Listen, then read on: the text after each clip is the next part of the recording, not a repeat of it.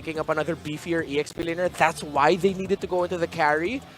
Oh, this puts in a lot of pressure for... Actually, more of Haji, right? I mean, Yeah. Kagura is already very difficult to play around, or to play in this meta right now. Not to mention, you know, Gacha just making targets harder to hit, take down. Yeah. Early to game and late game potential is there for Team Liquid Philippines, higher in the stats, but everything else goes to Blacklist International, which is why they have the higher lineup rating, the survival and damage potential, very key stats, and usually teams that are in the lead with that have good late game turnarounds. Well, we'll have to see if stats don't lie here as we go to our casters. We got nice winning. Thank you very much, panelists Rockhart, Renmar, to break it down for us. Yes, I was just as surprised to see the Kagura come to play in game number 1 here. Welcome to the English joined here with Ingon to bring you the first match of our triple header Saturday today. MPL Philippines, it's week 7 already, down to the last few matches of week 7, and we know that this one, we know what's at stake. If TLPH wins the series, they will lock in their playoff spot.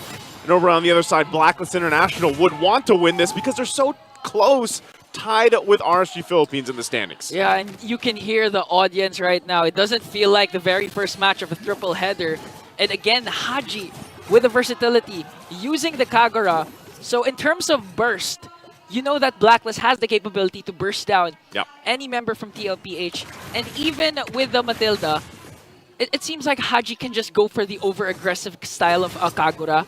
And whenever there's a potential counterplay coming in from TLPH, just use the guiding wind out. And that's it.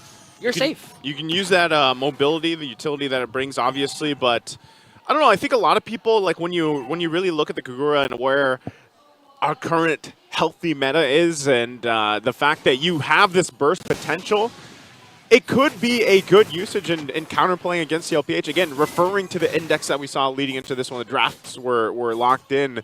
You saw that the rating was higher for Blacklist International, but again, it all comes down to the execution. TLPH, on the other hand, you know, the versions that TLPH has shown us, there is one where it still throws it back to the whole, you know, back when they were Echo Express.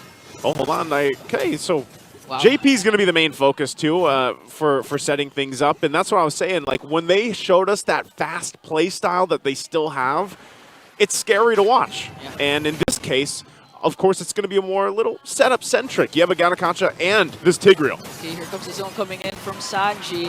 And now Wiki Shadow Kill will bring down MPT King and Perks as well as Carl TZ gets the turtle. Here comes JP with an implosion onto Lord JM. As the clash will pause there. And speaking of Echo Express, look at that, 2 kills to none, plus the turtle secured for TLPH, despite Blacklist actually having 4 agents during that turtle clash. That's about as express as you can get, you know, in the first turtle. Get a whole lot out of it. And then on top of that as well, I just feel like, again, you always have to watch out for Sanford, where he's going to be coming through, or even JP, knowing that he has a flicker available. Again, these are, you know, 2 of the players that set things up for TLPH when they're looking for it. Ganakacha with the Vengeance as well. His job is literally to jump on in, get the taunts off, pop the Vengeance, and just wait for the rest of the team. So the fact that Carl TZ also got an early kill is going to be snowball potential here. Speaking of an early kill, he wants to answer again with a Wiki Shadow Kill. Gonna bring down Perks once again. This is the aggression that you'd want from Carl TZ. Apart from the slow start that they have during the first week, this is a different kind of TLPH. You mentioned this even during week 6, that it seems like the Echo Express, the Stampede, what do you call that again? The Stampede? The Stampede. The Cavalry? Yeah, the Stampede.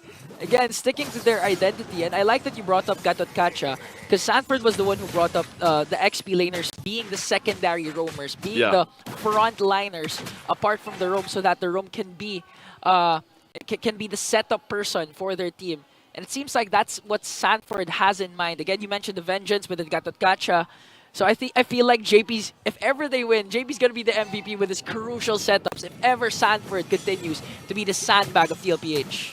Very interesting, too. It's pretty much split, for the most part, community predictions here. A little bit of favor, of course, for our current champions of MPL Philippines, TLPH.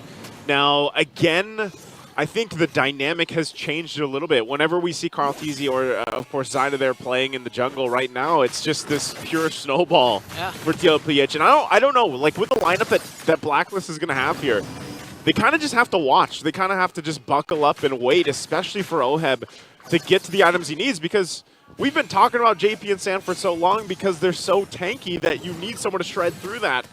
And that's the kind of tough part for Blacklist and what they have to solve here. So really, I think even when the panelists were talking about, man, it's so much pressure, right? Who is that pressure going to be? Is it going to be on Haji or is it going to be on Oheb? And honestly, it's on both of them at this point. You know, at this point as well, TLPH, just Sanji alone dominating the mid lane against 2 agents. Look at the damage and the range coming in from the Sluyi. That's why JP can freely roam. He doesn't have to worry about the middle lane because Sanji has it covered. And again, the question remains, the one you've been asking, who's going to be the person who's going to get Blacklist towards the late game to activate Oheb? Whoa. And now Carl Tizzy, it seems like he doesn't care about whatever, just goes in again with a Wiggy Shadow kill, and this time going to pick up a kill onto Haji as Blacklist answers with a turret takedown down bottom. And that's what I was saying is the scary part of it is Carl Tizzy's snowball effect on Hayabusa. You know, off the top of my head, the most insane snowball we've seen on Hayabusa so far, I believe, was Demon Kite, when at one point he was like 10-0. Yeah. Carl Tizzy obviously on the way here, 3-0 right now, and just no answer so far.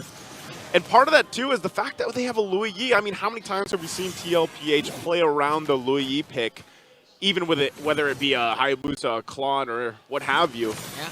This is the pressure that they're putting on. And like I said, for all the agents out there for Blacklist International, they kind of just have to wait at this point to get to hopefully a late game potential power spike. Yeah, but at this point, even the purple buff's being contested. Wow. Again, Carl Tizzy goes in, but makes sure to get the kill onto Oheb. That's crucial. Gonna use the retribution onto Carl Tizzy, and here's the trade from MP the King.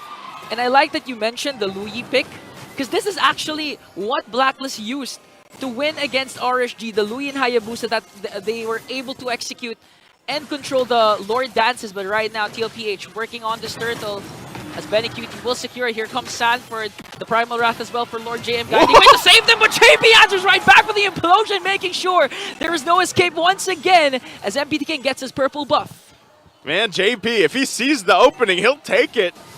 Even if he uses that flicker, of course, and just this is continuous pressure. A little bit more, you know, stabilized pressure from TLPH that we saw previously and especially last week, but right now it's all just fallen in place for them in game 1 at the 7-minute mark, getting a whole lot to work with too. And this is where it gets a little, you know, confusing for Blacklist International because of the fact that once that map is opened up, especially we're talking about tier 1 turrets going down, it gets a little tougher to deal with, okay, where's the diversion going? And that's what's been happening here time and time again. And part of that job for Sanji is just that pick a point on the map, send to Carl Tizzy if he wants to. And that happens because even with this, it's still the big question mark, this Kagura. Kagura shades the land of Dawn. She's the 7th most picked hero in MPL history. Whoa! Whoa! MP! He doesn't care about the history of Kagura right now because he gets taken out of the picture. I'm in the present. It's Sanford and Carl Tizzy flexing their TLPH recalls. You can get that, by the way. I already spent up all my diamonds. I only have the trial cards. Same. I got that and the Fnatic one. So diversion. Look at Sanji, the damage, though. Haji answers right back with a Yin-Yang overturn, and Benny Cutie enters in with the entropy. Haji's going to fall down in a 5-man rotation for TLPH as they work on the middle lane turret. I don't know if Sanford goes in. Who still goes in after Lord JM pops the Vengeance as they clean up the turrets in the middle lane. And I'll go back to what I was saying earlier, man. TLPH has just taken everything at this point. There's so much space that they can work around with, and you can see it. Blacklist International is just, you know, their head can't turn fast enough. They're trying to keep it on a swivel, but really it's just TLPH shows up everywhere, and sometimes it's even just Carl Tizzy. Like, Carl Tizzy alone is enough to get distraction, and if he takes someone out in the picture and is able to escape, that's much worse for Blacklist International. Looking at the gold differences here, they're already stacking up, guys. It's already a nearly 8,000 gold lead for TLPH, and you can see how that's distributed across the lanes here, especially in the gold lane.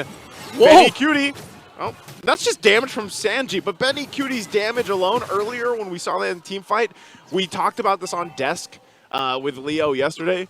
The Benny Cutie bomb. When he picks this Nathan. Benny bomb. The Benny bomb.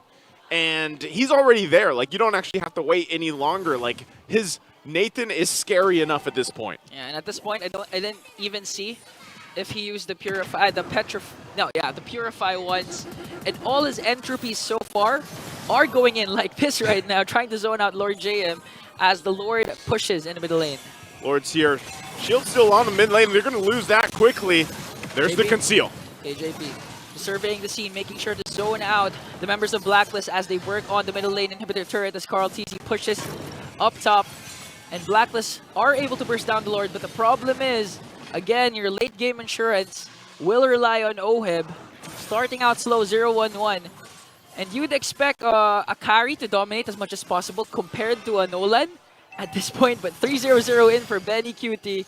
If ever this even reaches the late game, TLPH still has, but look at JP with the implosion plus AOG coming in from Sanford as they work on the inhibitor turret. Benny Cutie enters in with the ultimate, working on perks. Carl TZ still has the Wiki Shadow kill, but it's not going to commit it though. As TLPH standing strong with a 10.6k gold lead. At this point, they aren't even scared, even if their ultimates don't connect. They don't have, I mean, that was just an attempt. Obviously, they weren't able to capitalize on it. Hold on, they'll capitalize on that. Goodbye, MP. Welcome back, Carl TZ. Starting out strong with 5 kills already. Blacklist having such a hard time trying to defend their inhibitor turrets, and in 50 seconds, this could actually end with the second Lord for TLPH. TLPH at this point, this one is feeling unlosable. Massive lead. Blacklist International, with the lineup that they brought to this one, they have to be desperate to find something, because even just JP showing up the front side with a conceal is enough to put enough pressure on them, second-guessing a lot of this as they lose that top turret finally in the base. And so really for them, I don't know, man, this lineup just doesn't seem to be working in any form for them. Even you look at the gold gap between the jungle. And then you look at the rest too. I mean, even in the mid lane, and that's exactly why you just see TLPH flexing. They're so far ahead, they know that even if they go in haphazardly or recklessly into a team fight, they'll be able to just overpower Blacklist International. Yeah. And even if Blacklist manages to outclass TLPH, the death timers wouldn't be that long enough for Blacklist to commit a full push in middle lane, as TLPH will work on this Lord. Blacklist, I think they really can't contest this Lord right now with TLPH 12k gold lead. Let's think about this. What miracle play can Blacklist International do to stay in this game? We know that it's already a massive lead. The Lord's going to be coming its way soon. So for Blacklist, how do they pull this off? Number one, they avoid all the setups that we have seen TLPH do. That's between JP and Sanford. As long as they have the Purifies, there's a chance. They play around the mobility and utility that they have. But what is the scary part is Oheb and Haji, do they have enough damage profile to actually turn a team fight over? Because now we're talking about immortalities as well. Yeah. So there's a whole lot here that has to go wrong for TLPH and has to go right for Blacklist International as they wait for this Lord to come through that mid lane. Oheb already taking the focus. Sanford there enough to bring him to half health. Here comes JP with the implosion. Gonna catch Lord JM. Sanford goes in with the AOG. Carl TZ works on the backline. They still have the Lord. That's 2 members down for Blacklist and TLPH. Very, very clean game 1 win against Blacklist. Very